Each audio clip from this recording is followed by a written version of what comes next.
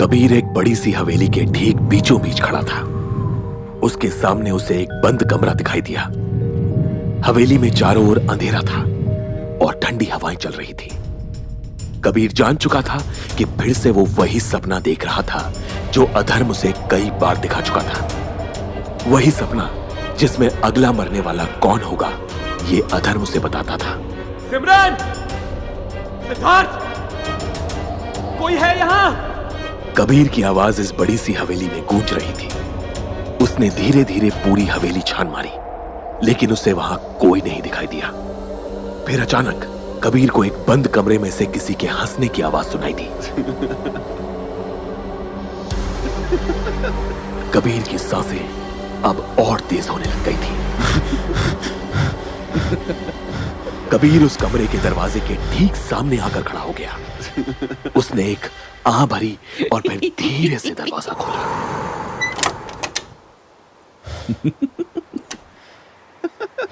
दरवाजा खोलते ही हंसी की वो आवाज बंद हो गई। कबीर ने देखा कि कमरे के एक कोने में एक लड़की कुर्सी पर बैठी हुई खिड़की के बाहर देख रही थी। कबीर के दिल की धड़कनें अब एक रेल के इंजन की तरह चल रही थी। Don't tell me. Don't tell me it's you, Simran. No, Dharm. No. Don't do this. तभी अचानक कमरे का दरवाजा जोर से अपने आप बंद हो गया। वो कुर्सी भी अपने आप ही कबीर की तरफ धीरे धीरे मुड़ने लग गई। जैसे ही कुर्सी पूरी तरह से मुड़ गई, कबीर ने उस लड़की का चेहरा देखा। वो लड़की सिमरन नहीं बल्कि कोई अनजान लड़की थी। उस लड़की के आधे चेहरे की चमड़ी जली हुई थी। उसे देखकर कबीर की सांस में सांस आई। थैंक गॉड इट्स नॉट सिमरन। लेकिन जैसे ही कबीर की नजर उस लड़की की गोद पर गई, उसका दिल दहल गया। उस लड़की की गोद में किसी इंसान का खून से भरा हुआ सर पड़ा था। गौर से देखने पर कबीर उस चेहरे को पहचान गया।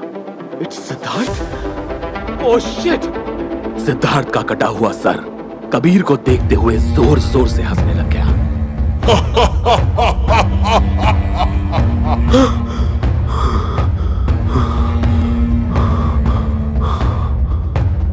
हाँफते हुए कबीर ने जब अपनी आंखें खोली तो वो एक लैब में था।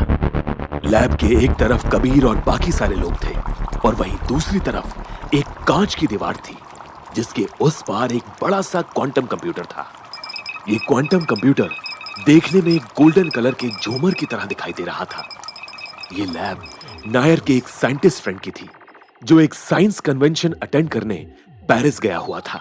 उनके सामने चमक रहा वो बड़ा सा क्वांटम कंप्यूटर नायर और उसके दोस्त ने कई सालों पहले साथ में बनाया था। इस कंप्यूटर के बारे में नायर और उसके दोस्त के अलावा किसी और को कुछ पता नहीं था।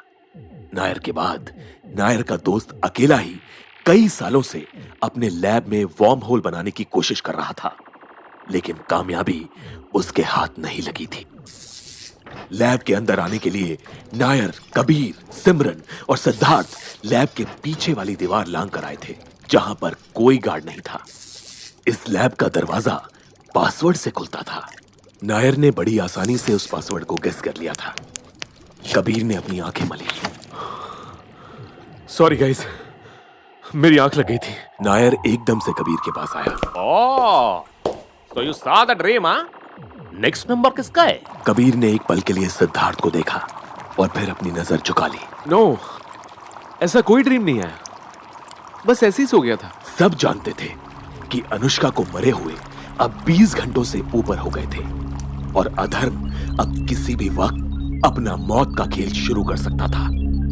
लेकिन एक कोने में सिद्धार्थ और सिमरन साथ में खड़े थे। सिद्धार्थ सिमरन के करीब आया। सिमरन, ये नायर और कबीर क्या बोलते रहते हैं, मेरे तो कुछ समझ नहीं आता। अभी थोड़े टाइम पहले कोई ब्रिज बनाने की बात कर रहे थे। साला यहाँ गवर्नमेंट को महीने लग जाते एक ब्रिज बनाने में और इनको एक दिन में ब्रिज बनाना है। अरे आइंस्टाइन फ्रोजन ब्रिज मतलब वार्म होल होता है यार। हाँ सुना मैंने, वार्म होल। लेकिन हम कीड़े मकोड़ों के लिए होल क्यों बनाएंगे? नहीं यार, एक काम कर, तू नायर से ही पूछ ले। सिद्धार्थ धीरे से नायर के पास गया जो कि अब कंप्यूटर पर तेजी से कुछ टाइप कर रहा था। सिद्धार्थ ने घबराते हुए नायर के कंधे पर हाथ रखा। सर ये वर्म होल क्या होता है? Say, a wormhole, also known as an Einstein-Rosen bridge, is a cosmic shortcut between 2 points. When the space-time continuum is warped to bring the points together. Oh space time together ना, मेरे को भी यही लगता है। Good job. अच्छा ये bridge बनाने में अगर किसी चीज की जरूरत पड़ी तो जरूर बताना। अच्छे से अच्छे सीमेंट आपको कम भाव में खरीद के दे दूंगा। बहुत पहचाने अपनी इधर। नायर ने सिद्धार्थ की बेकार बातों पर गौर नहीं किया। तभी कबीर नायर के पास चलकर आया। Doctor Nair, I was lying. I think मुझे ये बात छुपानी नहीं चाहिए। अभी सोते हुए मुझे सपना आया था, अधर्म का नेक्स्ट टारगेट सिद्धार्थ है। ये सुनकर नायर के पास खड़े सिद्धार्थ की रूह कांप गई। ये क्या बात हुई भला? तू ऐसे ही अचानक नींद से उठकर मेरा नाम लेगा और मैं मर जाऊंगा? सिद्धार्थ, मैं तेरी हालत समझ सकता हूं, पर सच तो यह है कि अब किसी भी टाइम अधर्म तुझे कंट्रोल कर लेगा। लेकिन यह भी सच है कि हम तुझे बचा सकते हैं।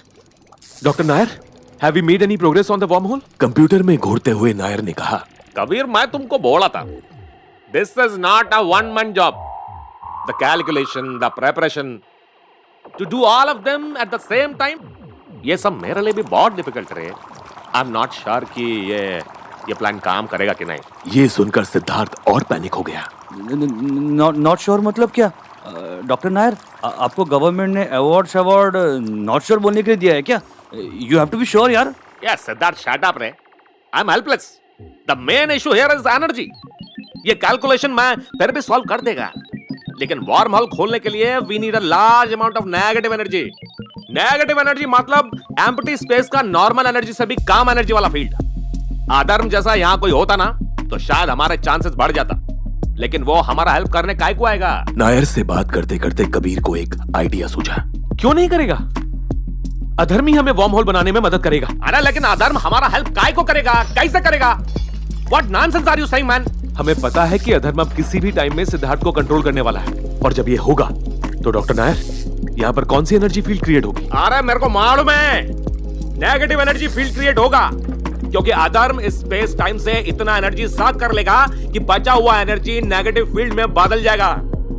लेकिन इधर आते ही इमीडिएटली वो अधर्म सीधा सिद्धार्थ का बॉडी में एंटर हो जाएगा, और उसके बाद वो सिद्धार्थ को मार डालेगा।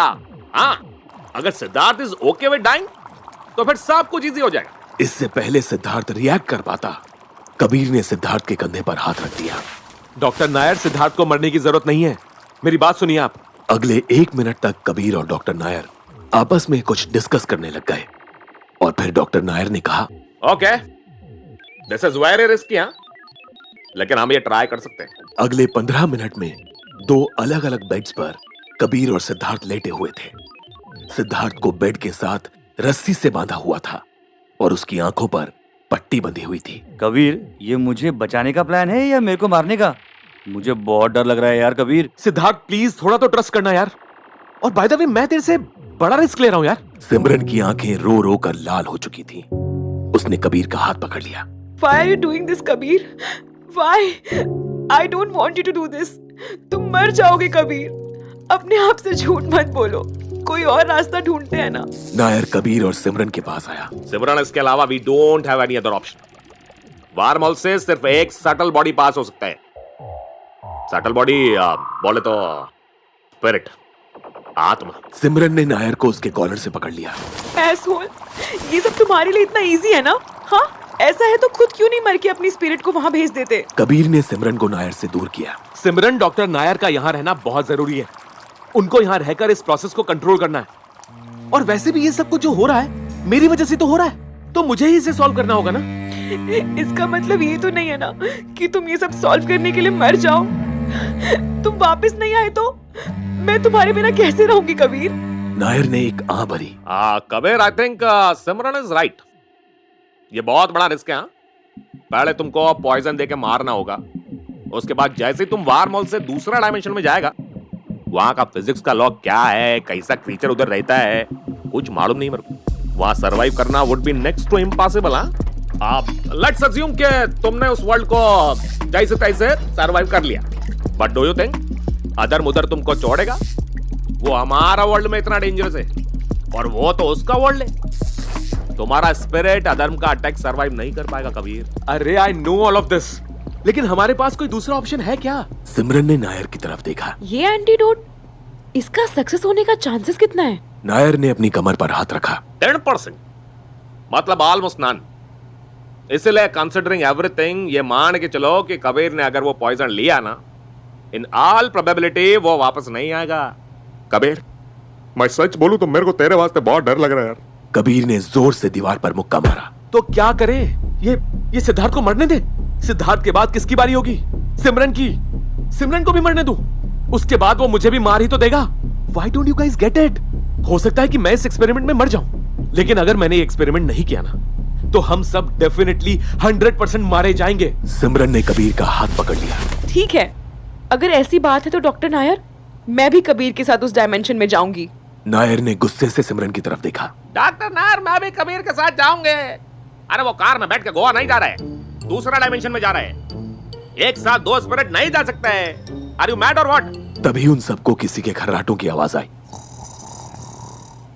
नायर ने देखा कि सिद्धार्थ सो चुका है। साला एक भूत एनी टाइम इसकी बॉडी में घुस के इसको मारने वाला है, और ये रिलैक्स होके सो गया। दिमाग कम होने का कितना फायदा होता है ना। और 10 मिनट बीत चुके थे, लेकिन सिद्धार्थ अब भी सो रहा था। सब लोग टकटकी लगाए सिद्धार्थ को देख रहे थे। कबीर ने डॉक्टर नायर की तरफ देखा।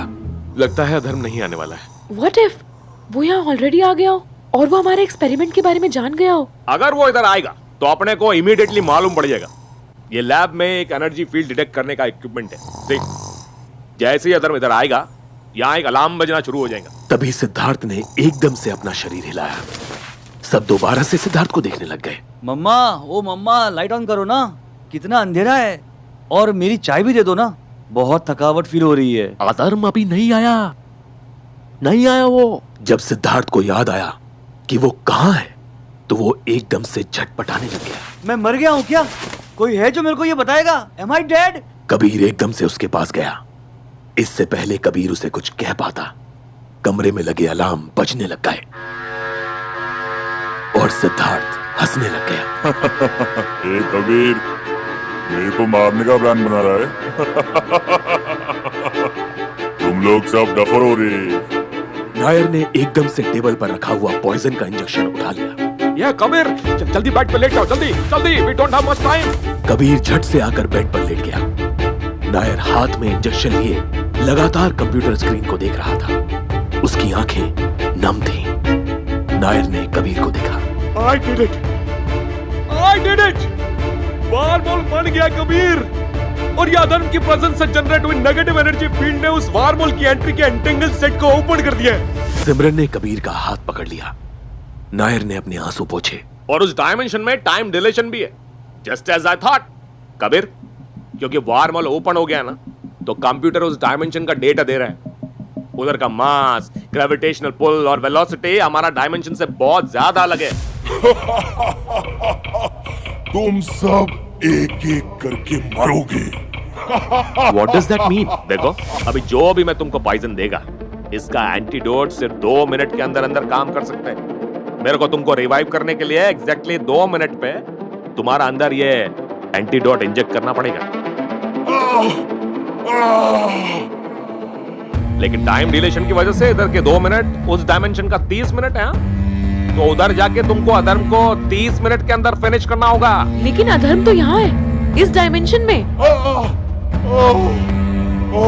वार्मोल की ग्रेविटेशनल पुल अधर्म को भी अपनी तरफ खींच रही है, इसलिए वो तकलीफ में है। किसी भी टाइम पे अधर्म भी अपने आप इस वार्मोल से पास होते हुए अपना डायमेंशन में चला जाएगा। और अगर ऐसा हो गया ना, तो यहाँ का नेगेटिव एनर्जी खत्म हो जाएगा और ये वार्मोल बंद हो जाएगा and the experiment will fail. इसलिए कबीर, तुमको उस अधर्म के पहले उस वार्मोल से पास होना होगा। अरे तो वेट किस बात का कर रहे हो? मुझे पॉइजन वाला इंजेक्शन दो ना। नायर की आंखें नम थी। कबीर, आगे चाहे जो कुछ भी हो, जस्ट रिमेंबर, याद रखना, you have my complete respect. इतना कहकर नायर ने कबीर की बाजू में वो पॉइजन इंजेक्ट कर दिया।